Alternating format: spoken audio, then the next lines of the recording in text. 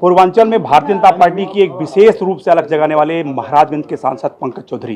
जिन्होंने 6 बार कमल खिलाया महाराजगंज में। मोदी जी की सरकार में जब अभी कैबिनेट का विस्तार हुआ है तो उन्हें वित्त राज्य मंत्री का ओहदा मिला है।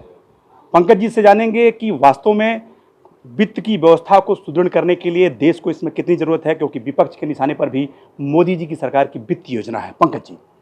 देखिए, पूरे दुनिया में पैंडेमिक काल चल रहा है और भारत भी उससे छूता नहीं है और निश्चित तौर से अर्थव्यवस्था को लेकर प्रधानमंत्री जी पहले भी चिंतित थे और जो परिस्थिति बनी देश में और जिस प्रकार से मोदी जी ने पूरे देश को संभालने का काम किया, कोरोना से लड़ने का काम किया, 30 लाख करोड़ का पैकेज दिया और विभिन्न योजनाओं के माध्यम से आम जनता के हाथ में पैसा जाए। जो हमारे रेहड़ी पटरी वाले थे उनकी भी चिंता सरकार ने किया ताकि उनके जो रोजगार चला गया है उस रोजगार को भी कैसे सृजित करें, एमएसएमई सेक्टर को भी कैसे मदद करें। इन सब चीज़ों को ध्यान में रख करके अगर आप देखें तो जिस प्रकार से देश चल रहा है, भले बीच में एक स्थिति आई थी लेकिन अब गाड़ी पटरी पे आ रही है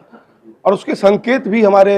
अर्थव्यवस्था के जो इंडिकेटर्स होते हैं, जैसे जीएसटी की कलेक्शंस हमारी ठीक हो गई है, 1 लाख प्लस चल रही है जीएसटी की कलेक्शंस। बिजली की खपत बढ़ गई है, छोटे वाहन की बिक्री बढ़ गई है।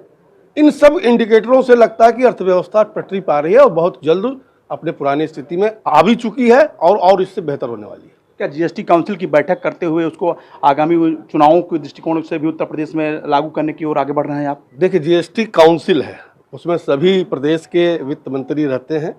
और वो काउंसिल जो निर्णय लेती है उसका निर्णय होता है।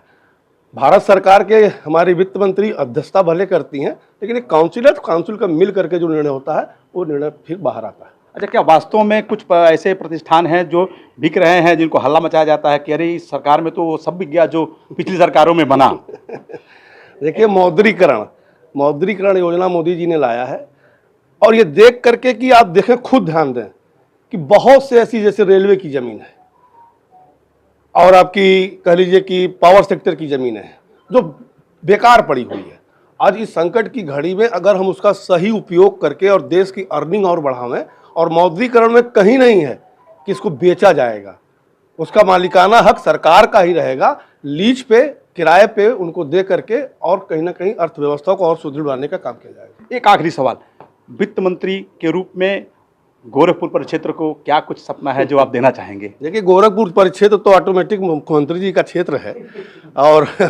प्रदेश के वो मुखिया हैं और बाकी जो भारत सरकार से उत्तर प्रदेश को मिलता है। और चूंकि मैं वित्त मंत्री हुआ हूं तो निश्चित तौर से इधर की जो भी परियोजनाएं होंगी विशेष रूप से ध्यान देकर उसको हम लोग करवाने का काम करेंगे। तो ये पंकज जी वित्त राज्य मंत्री भारत सरकार थे जिन्होंने साफ कहा कि विपक्ष का यह आरोप सरासर गलत है, निराधार है कि संपत्तियां बेची जा रही हैं, उसका सही उपयोग मोदी जी की सरकार में हो रहा है, जिससे सरकार की आय भी बढ़ेगी और सरकार का नियंत्रण भी उसके ऊपर होगा। मुकेश पांडे, ईटीवी भारत, गोरखपुर।